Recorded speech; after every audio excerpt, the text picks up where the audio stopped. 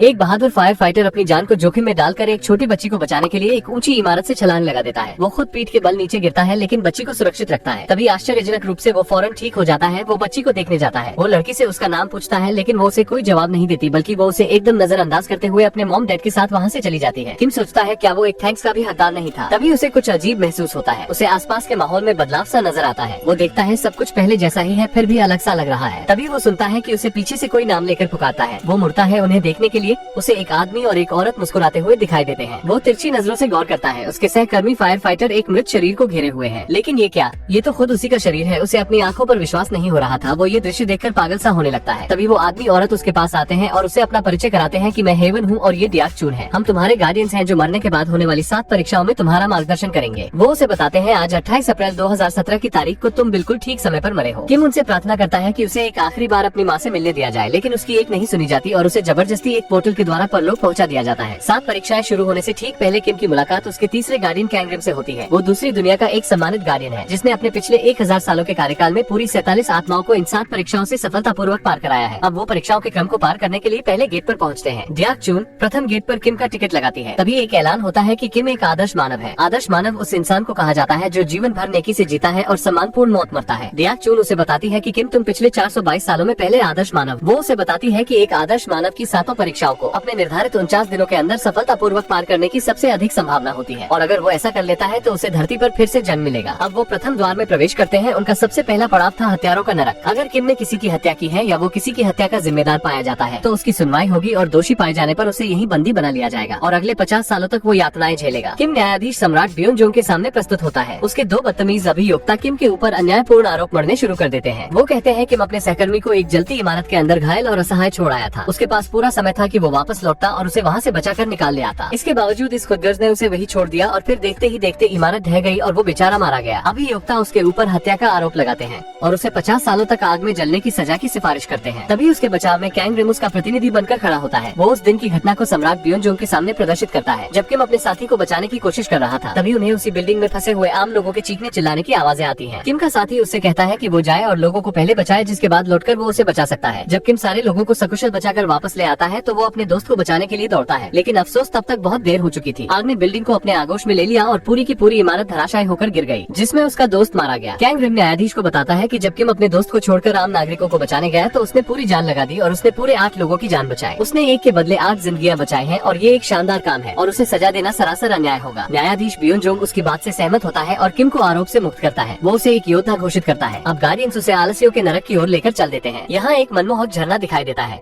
लेकिन इसे देखकर आप भ्रमित मत होना, क्योंकि इसके पीछे अनगिनत सजा याफ्ता आत्माएं हैं जो एक विशालकाय कोल्हू को लगातार चलाते रहने के लिए विवश है और जो आत्माएं इस सजा से भागने की कोशिश करती हैं, उन्हें पानी में मौजूद खतरनाक पिरान्हा मछलियां काट काट कर घायल कर देती हैं। इस झरने से ठीक पहले क्वीन चागोंग का सिंहासन है। क्वीन के सामने किम को अपनी जिंदगी में किया जो भी कठिन परिश्रम है उसे बताना होगा, जिससे ये साबित हो जाएगा कि वो आलसी और अकड़ू नहीं है। गार्डियन क्वीन को किम के स्वार्थहीन काम गिनाना शुरू करते हैं जिन्हें उसने फायर फाइटर रहते हुए अंजाम दिया था। क्वीन उसके कामों को देखकर इतनी ज्यादा खुश होती है कि वो खड़े होकर उसके लिए तालियां बजाती है। वो उससे अत्यधिक प्रभावित होकर पूछती है कि तुम्हें ये सुंदर कार्य करने की प्रेरणा कैसे मिलती थी, लेकिन किम उसे जवाब देता है कि उसने ये सब काम सिर्फ पैसों के लिए किए थे। उसका ये जवाब सुनकर क्वीन क्रोधित हो जाती है। वो कहती है कि तुम्हारे लिए पैसा ही भगवान है। वो अभियोक्ताओं से कहती है कि उसे झरने के पार भेज दिया जाए। अब जैसे ही किम किनारे पर पहुंचने वाला था, कैंग रिम और हेवन पानी में कूद जाते हैं और किम की मदद करने की कोशिश करते हैं। कैंग रिम क्वीन से याचना करता है कि वो किम के पिछले जीवन पर एक बार फिर नजर डाले और इस बार वो क्वीन को किम की जिंदगी का दूसरा पहलू दिखाता है। वो क्वीन को दिखाता है कि किम की जिंदगी बहुत कठिन थी। वो दिन में थका देने वाले अपने फायर फाइटर के जॉब के बाद भी रात में अलग पार्ट टाइम जॉब करके पैसे कमाता था। यहाँ तक कि वो वीकेंड्स में भी काम की तलाश में रहता था। उसने जिंदगी में अपने आराम के लिए कभी समय निकाला ही नहीं और ये सब उसने सिर्फ अपनी बीमार माँ की अच्छी देखभाल और अपने छोटे भाई का सुप्रीम कोर्ट जज बनने का सपना पूरा करने के लिए किया। वो ये कहते हुए अपनी बात खत्म करता है कि अगर किम ने अपने परिवार के लिए काम नहीं किया होता तो शायद वो आज जिंदा भी नहीं होते। अब क्वीन अपना अंतिम निर्णय सुनाती है। वो कहती है कि हालांकि किम ने काम पैसे कमाने के लिए किया, लेकिन उसका उद्देश्य स्वार्थहीन था। वो सच में उन गिने चुने इंसानों में से है जो दूसरों के लिए अपनी जिंदगी जीते हैं। अब अगले चरण के लिए जाते हुए रास्ते में भयानक मॉन्स्टर्स उनके ऊपर घात लगाकर हमला कर देते हैं। बहुत मुश्किलों से किसी तरह दुर्गम रास्ते को पार करने के बाद कैंग रिम किम को बताता है कि मॉन्स्टर्स के हमले का मतलब ये है कि उसके परिवार का कोई सदस्य मर गया है और उसकी आत्मा प्रतिशोध के लिए धरती पर भटक रही है और इसी वजह से उनके रास्ते में ये रुकावटें आ रही हैं। किम चिंतित होता है कि कहीं उसकी माँ तो नहीं गुजर गई। कैंग रिम कहता है इस समस्या से पार पाने का सिर्फ एक ही तरीका है, हमें किम के परिवार के उस सदस्य की बॉडी को ढूंढकर उसे जलाना होगा। वो मृतक को ढूंढने के लिए धरती पर पहुंचता है। उधर गार्डियन किम की आंखों पर काली पट्टी बांध देते हैं क्योंकि वो मॉन्स्टर्स देखने के लिए उसकी आंखों का इस्तेमाल कर रहे थे। अब वो उसे अगले पड़ाव पर ले जाते हैं जो है धोखे का नरक, जहाँ उसका फैसला धोखे की देवी को करना है। किम ने अपने जीवन में क्या क्या झूठ बोले हैं और उनका क्या प्रभाव हुआ है। अभियोक्ता उसके खिलाफ धोखाधड़ी का आरोप लगाते हैं। किम ने लगभग 100 झूठे पत्र लिखे जो उसने अपने मृत सहकर्मियों के बच्चों को लिखे थे। वो न्यायाधीश के सामने एक उदाहरण रखते हैं कि उसका एक सहकर्मी जो बचाव कार्य के दौरान मारा गया था। किम उसकी बेटी जियान को उसका पिता बनकर पत्र लिखता था। उसने उन पत्रों के जरिए जियान का उत्साह बढ़ाने और उसे सही दिशा दिखाने की कोशिश की थी। किम कहता है कि वो तब एक छोटी सी बच्ची थी और वो चाहता था उसे उस दुख का एहसास न हो। लेकिन अभियोक्ता कहता है कि क्या उसने कभी ये सोचा कि जब लड़की को पता चलेगा कि वो सारे पत्र नकली थे तो उसे कितना दुख पहुंचेगा। किम के पास इसका कोई जवाब नहीं था और अब न्यायाधीश सजा के तौर पर उसकी जीभ काटने का आदेश देती है। तभी डियाक चून उसका पक्ष रखने सामने आती है। वो न्यायाधीश को किम के दूसरे और नकली पत्र दिखाती है जो उसने अपनी माँ को लिखे थे। इन पत्रों में किम ने अपनी माँ को लिखा था कि उसने परिवार बसा लिया है और उसका एक बेटा भी है और वो एक खुशहाल जिंदगी जी रहे हैं। ये सब झूठ था। किम ने कभी शादी की ही नहीं थी और न ही उसके बच्चे थे। डियाक चून बताती है कि किम ने अगर ये पत्र अपनी माँ को ना लिखे होते तो उस वक्त उसकी माँ जो गंभीर बीमारी से जूझ रही थी वो कभी भी उससे बाहर नहीं निकल पाती। उन लेटर्स ने उसे बीमारी से लड़ने की शक्ति दी थी। अभियोक्ता एक बार फिर उससे पूछता है कि उस दुख का क्या जो उसकी माँ को सहन करना पड़ता अगर उसे पता चलता कि ये सब झूठ था। डियाक चून कहती है कि किम ये पत्र कभी नहीं लिखता अगर माँ गंभीर बीमार ना होती और उन पत्रों की वजह से जो खुशी उसे मिली उससे वो बहुत जल्दी ठीक हो गई। और अगर उसने उस बच्ची को वो पत्र ना लिखे होते तो उसका अपनी पढ़ाई पर से ध्यान हट जाता। किम ने ये झूठ औरों की भलाई के लिए बोले थे, ना कि अपने लिए। न्यायाधीश अब किम को सारे आरोपों से मुक्त कर देती है और उसे जाने देती है। उधर पृथ्वी पर कैंग रिम किम के घर उसकी माँ को देखने जाता है जो एक गूंगी बहरी महिला है। वो कहता है कि वो यहाँ किम के प्रति अपना आदर प्रकट करने आया है। लेकिन जब माँ वहाँ से चली जाती है तो कैंग रिम का सामना किम के भाई होंग की आत्मा से होता है जो अगरबत्ती के धुएं के पीछे छिप रहा था। कैंग रिम उससे पूछता है कि तुम्हारी मौत कहाँ हुई थी, लेकिन आत्मा वहाँ से भाग निकलती है और कैंग रिम उसका पीछा करता है। आत्मा उसके हाथ से निकल जाती है जिसके बाद वो किम और गार्डियन से संपर्क करता है। वो उसे बताता है कि उसकी माँ और भाई बिल्कुल ठीक है और जब किम खुशी मनाते हुए झूमने लगता है कैंग रिम गार्डियंस को उसके भाई के बारे में सच्चाई बताता है। वो कहता है कि किम के आगे की परीक्षाओं को सफलतापूर्वक पार करने के लिए यही अच्छा है कि वो सच न जाने। अब वो आत्मा को ढूंढकर खत्म करने के अपने मिशन को जारी रखता है जबकि किम और दूसरे गार्डियन अगले पड़ाव के लिए अपनी यात्रा पर निकल पड़ते हैं। रास्ते में किम डियाक चून को बताता है कि वो मरने से पहले अपनी माँ को एक राइस कुकर गिफ्ट करना चाहता था। वो उनका शुक्रिया करना चाहता था कि उन्होंने उसके और उसके भाई को बचपन से बड़े होने तक स्वादिष्ट चावल पकाकर खिलाए थे। वो बताता है कि उसने उस कुकर में उसके लिए एक आखिरी पत्र भी छोड़ा था। इस पत्र में उसने सारा सच लिखा था कि कैसे उसने पिछले पत्रों में झूठ लिखा था ताकि वो खुश रहे और उस पर गर्व करे और वो उसे कितना ज्यादा प्यार करता है। अब वो अन्याय के नरक पहुँचते हैं। यहाँ आत्माओं को जरूरतमंदों की मदद करने से इनकार करने के जुर्म में सैकड़ों सालों तक सजा मिलती है। लेकिन क्योंकि किम एक आदर्श मानव है उसे इस नरक में बिना सुनवाई के आगे जाने दिया जाता है। उधर पृथ्वी पर कैंग रिम मिलिट्री बेस पर पहुँचता है जहाँ किम का भाई होंग तैनात था। उसे पता चलता है कि किम के भाई होंग को यहाँ भगोड़ा घोषित कर दिया गया है और मिलिट्री उसे तलाश कर रही है। लेकिन ये एक अजीब बात थी कि वो भला क्यों भागेगा जबकि कुछ दिनों बाद ही वो सेना से रिटायर होने वाला था। कैंग रिम एक कमांडर का भेष धारण करता है और होंग के केस की पड़ताल करता है। वो लेफ्टिनेंट पार्क से सवाल जवाब करता है जिसने होंग को ड्यूटी पर तैनात किया था। वो उसकी बातों से समझ जाता है कि वो कुछ छुपा रहा है। इसके बाद वो सार्जेंट डॉन यंग के पास जाता है जो उस रात होंग के साथ ड्यूटी पर अकेला था जब वो गायब हुआ था। वो उसके समय को पीछे ले जाकर देखता है कि वो होंग का पूरी मिलिट्री में इकलौता दोस्त था। जहाँ हर कोई डॉन यंग को शर्मीला और डरपोक मानता था। होंग कठिन समय में उत्साहवर्धक गीत गाकर उसके उत्साह को बढ़ाता था। अब कैंग रिम उस रात के समय में जाकर देखता है जब होंग गुम हुआ था। उस रात डॉन यंग घबराया और डरा हुआ दिखाई दे रहा था। वो घबराहट में अपनी राइफल के सेफ्टी प्लग को ऑन ऑफ कर रहा था। वो इस बात से डरा हुआ था कि कुछ समय बाद होंग रिटायर हो जाएगा और उसके बाद मुझे परेशान करने वालों से सामना करने के लिए वो मेरे साथ नहीं होगा। होंग उसे बताता है कि वो सेवा मुक्त होने के बाद भी उससे मिलने आता रहेगा और लेफ्टिनेंट पार्क तो उसके साथ ही। वो गले मिलते हैं। होंग डोंगेंग से अपनी राइफल को सही से पकड़ने के लिए कहता है। ऐसा करते हुए गलती से उससे होंग के ऊपर एक राउंड फायरिंग हो जाती है। होंग डोंगेंग को लेफ्टिनेंट पार्क को बुलाने के लिए कहता है और जब लेफ्टिनेंट पार्क दौड़कर वहाँ आता है वो न सिर्फ इसे आर्मी बेस में रिपोर्ट न करने का निर्णय करता है बल्कि वो डोंगेंग को होंग की बॉडी को छिपाने में उसकी मदद करने के लिए राजी करता है। वो उससे कहता है कि होंग भी यही चाहेगा। कैंग रिम ध्यान देता है होंग उस समय मरा नहीं था। उसके बावजूद दोनों ने उस घटना को छुपाने के लिए मिलकर उसे जिंदा दफना दिया। होंग की बॉडी ढूंढने के बाद कैंग रिम उसे नष्ट नहीं करता बल्कि वो होंग की आत्मा के प्रतिशोध में उसकी मदद करने का फैसला करता है। उधर परलोक में जाते हुए किम याद करता है कि उसका छोटा भाई केबल कार में बैठना चाहता था। डियाक चून बताती है कि हम गार्डियंस भी कभी धरती पर इंसान हुआ करते थे लेकिन हमारी पिछली जिंदगी की यादाश्त को मिटा दिया गया। इस बात पर डियाक चून और हेवन के बीच बहस छिड़ जाती है। उनकी बहस के बीच ये खुलासा हो जाता है कि किम का भाई मर चुका है और उसकी आत्मा प्रतिशोध में भटक रही है। कैंग रिम धरती पर डॉन यंग का पीछा करते हुए एक क्लब में पहुंचता है। वो देखता है होंग की आत्मा उसे मारने की कोशिश कर रही है। एक बार फिर दोनों के बीच भयंकर पकड़ा पकड़ी शुरू होती है और अंत में कैंग रिम होंग की आत्मा को पकड़ लेता है। वो होंग से अब रुक जाने के लिए कहता है। वो कहता है कि तुम मेरे साथ चलकर अपने भाई की परलोक में चल रही कठिन परीक्षाओं में उसकी मदद करो। लेकिन कैंग रिम ये सुनकर हैरान रह जाता है कि होंग ने अपने भाई किम को पिछले 15 सालों से देखा ही नहीं है जब से वो घर छोड़कर भाग गया था और वो उससे नफरत करता है। अब होंग भाग निकलता है। डॉन यंग किम की माँ के घर जाता है और वो कुछ अंदर फेंक कर भाग जाता है। किम की माँ देखती है कि ये एक नक्शा है जो होंग की बॉडी का पता बताता है। होंग भी उस नक्शे को देखता है। उधर डॉन यंग एक गलत फैसला लेने जा रहा है और कैंग रिम उसे ऐसा करते हुए देख रहा है। तभी होंग की आत्मा पीछे से आती है और वो कैंग रिम से डॉन यंग की जिंदगी को बचाने की प्रार्थना करता है और इसके बदले वो जैसे कहेगा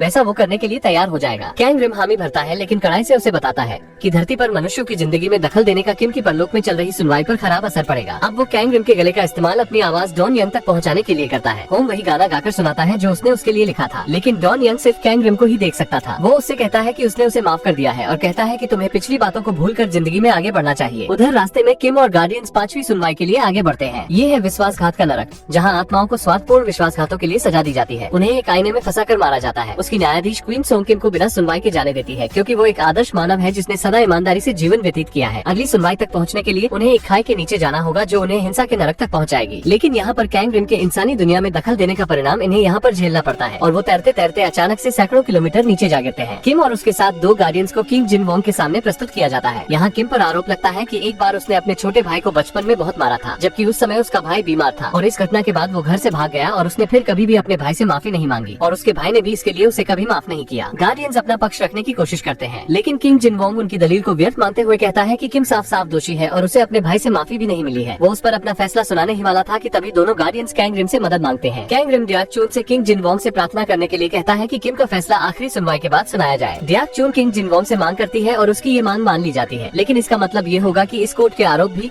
सुप्रीम कोर्ट के आरोपों के साथ में प्रस्तुत किए जाएंगे और अगर किम दोषी पाया जाता है तो किम को अतिरिक्त सजा मिलेगी ही और उसके गार्डियन से भी उनके गार्डियन होने के सभी अधिकार छीन लिए जाएंगे। अब वो यहाँ अगली सुनवाई के लिए आगे बढ़ते हैं। ये था नालायक संतानों का नरक, जहाँ इस आधार पर सुनवाई होती है कि आपने अपने माता पिता के साथ किस तरह का व्यवहार रखा है। कोर्ट में पहुँचने से पहले किम अपने दोनों मौजूद गार्डियंस के सामने कबूल करता है कि मैं एक अच्छा बेटा नहीं था। हमारी माँ लाइलाज बीमारी से मर रही थी और उनके अलावा हमारा कोई नहीं था। मैं और मेरा भाई हर रोज भूख से मरते थे। 15 साल पहले उस दिन जब मैं घर छोड़कर भाग गया था, मैंने अपनी बीमार माँ को मारने की कोशिश की थी। वो सोई हुई थी, लेकिन तभी मेरा भाई जाग गया और उसने मुझे रोकने की कोशिश की। मैंने उसे बहुत मारा और फिर मैं भाग गया। उस वक्त मेरा इरादा था कि माँ को मारने के बाद मैं ढेर सारी नींद की गोलियां खाने में मिलाकर खुद और अपने भाई को खिला दूंगा और इस तरह हम दोनों भी मर जाते। उस दिन के बाद मैंने अपने भाई और माँ को नहीं देखा, मैं सिर्फ उन्हें पत्र लिखता रहा। उसके राज सुनकर हेवन सोचता है गई भैंस पानी में। उधर कैंग रिम होंग की आत्मा को पवित्र कर देता है। होंग अपनी माँ को आर्मी बेस पर जाते हुए देखता है, जो अपने बेटे के लिए प्रदर्शन करने वहाँ आती है और क्योंकि वो गूंगी है उसके पास एक संदेश था जिसमें उसने अपने बेटे को ढूंढने में उसकी मदद के लिए लिखा था। तभी लेफ्टिनेंट पार्क वहाँ आता है और उसे रोकने की कोशिश करता है। वो उसे धक्का देता है जिससे होंग गुस्सा होकर उसकी तरफ बढ़ता है। होंग की मां लेफ्टिनेंट को वो नक्शा दिखाती है जिससे लेफ्टिनेंट पार्क और भी ज्यादा आग बबूला हो जाता है। वो उसे धक्का देकर जमीन पर गिरा देता है। इसके बाद वो उसे एक एम्बुलेंस में डाल देते हैं। ये देखकर एक बार फिर होंग अपने प्रतिशोध वाले स्वरूप में वापस आ जाता है और वो अपने क्रोध से एक बड़ा तूफान पैदा कर देता है और इसका प्रभाव दूसरी दुनिया में दिखाई देता है। रेतीले दानव किम और गार्डियंस के ऊपर हमला करना शुरू कर देते हैं। उधर कैंग रिम को लेफ्टिनेंट पार्क को होंग की गिरफ्त से निकालने में मुश्किल हो रही थी, इसलिए वो मदद के लिए हेवन को बुलाता है। जैसे जैसे लड़ाई बढ़ती जा रही थी, किम धीरे धीरे रेत में समाता चला जा रहा था। तभी होंग देखता है उसका भाई रेत में धंसने वाला है। वो अपने प्रतिशोध के स्वरूप को शांत करता है। उसके ऐसा करते ही अंतिम सुनवाई की अदालत उसके सामने प्रकट होती है। परलोक के किंग यमराज किम पर लगे आरोपों को पढ़ते हैं। वो बताते हैं किम के ऊपर 15 साल पहले अपनी माँ को मारने की कोशिश करने का आरोप है और कारण से उसे सजा दी जाएगी। डियाक चून किंग के सामने याचना करती है।